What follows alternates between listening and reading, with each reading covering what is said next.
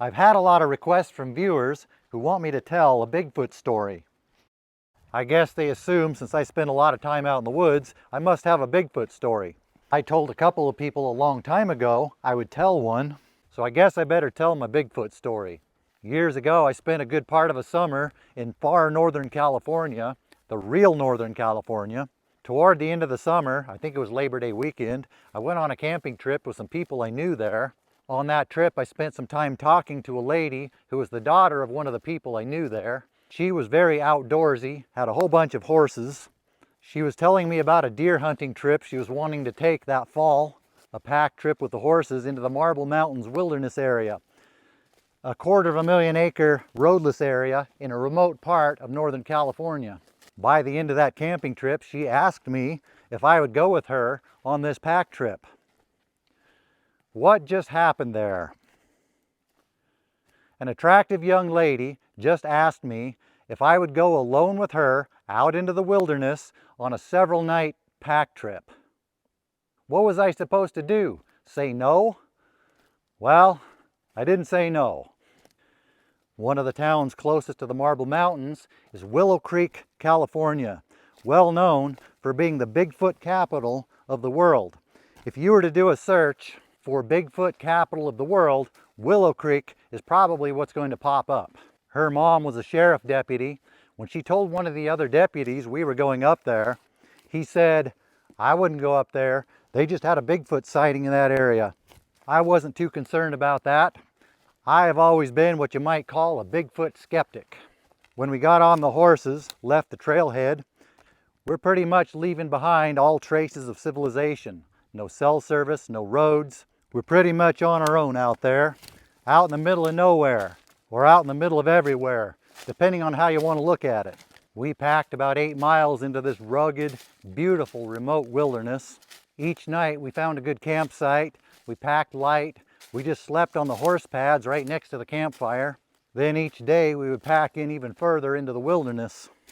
On what was supposed to be the last night we were there, from the top of a ridge we found a trail leading down to a lake at the bottom of a glacial cirque. From up there, it looked like it might be a good place to camp for the night. We were right, it was a good place to camp.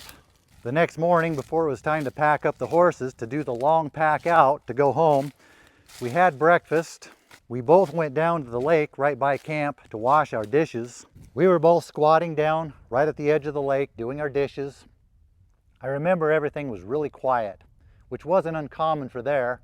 All of a sudden, that silence was broken by a deep, loud, throaty roar, or howl. More of a howl. In that moment, we went from near silence to this loud, eerie howl echoing through the canyon walls, like nothing I've ever heard out in the woods. My hair's standing on end just thinking about it. Knowing how far we were out into the wilderness, far away from anyone or any civilization, only amplified how eerie this sound was. The only thing I've ever heard in the wild that sounded even remotely close to that was the howler monkeys in Costa Rica. Did not sound like any animal I've ever heard around here. I remember a long time ago listening to the Art Bell radio show. Some people sent him some recordings of what were supposed to be Bigfoot yells. It sounded a lot like that. We both looked at each other and she said, "What was that?" "I don't know."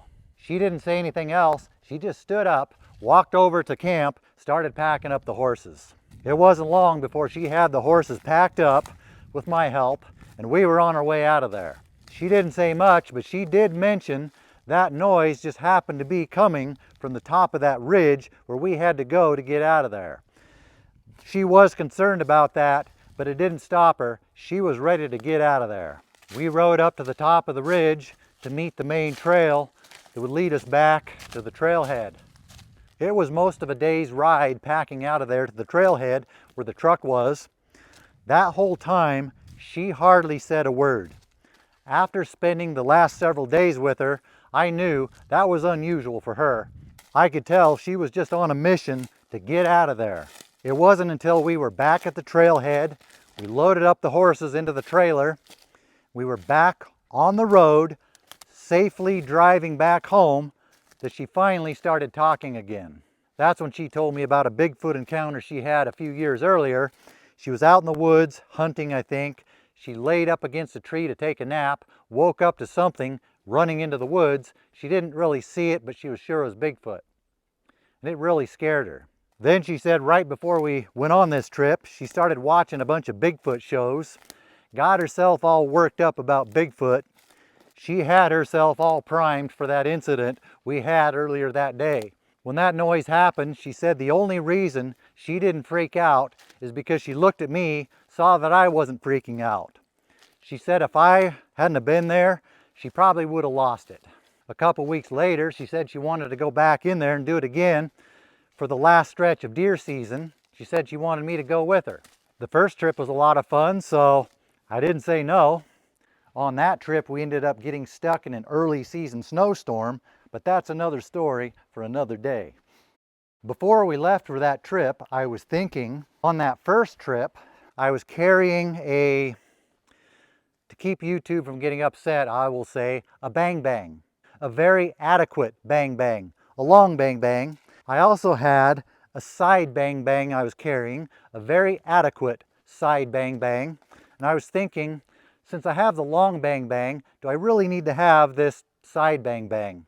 To that question, she very adamantly put her foot down and said, no, you're taking both of those. I didn't think much of it at the time. Okay, I'll take both of them. But now, looking back on the story, I'm remembering before she even asked me to go on the first trip, we had had a talk about bang bangs. Before she even asked me to go on the first trip, she already knew I had some very adequate bang bangs. That whole time, I thought she asked me to go with her because she wanted my company. But now that I think about it, she just didn't want to go out into Bigfoot country alone. And she knew I would come with adequate bang bangs. Although we did get along well, had a good time, and we did do some things together after that. So maybe she did want my company too. That's the story I'm going to stick with. To this day, I still don't know what that noise was. Before that, I had never heard anything like it out in the woods. Haven't heard anything like it since. I've heard foxes make some very strange sounds. I've heard ravens make some really throaty sounds, but not like that. Just because I can't explain what it was, I'm not going to jump to the conclusion that it was Bigfoot. I have spent much of my life in places that have a reputation for being Bigfoot country. But of all the time I've spent out in the woods, that is the closest thing I have to a Bigfoot story. What was it? What would have made such a deep, throaty howl in the Marble Mountains of California?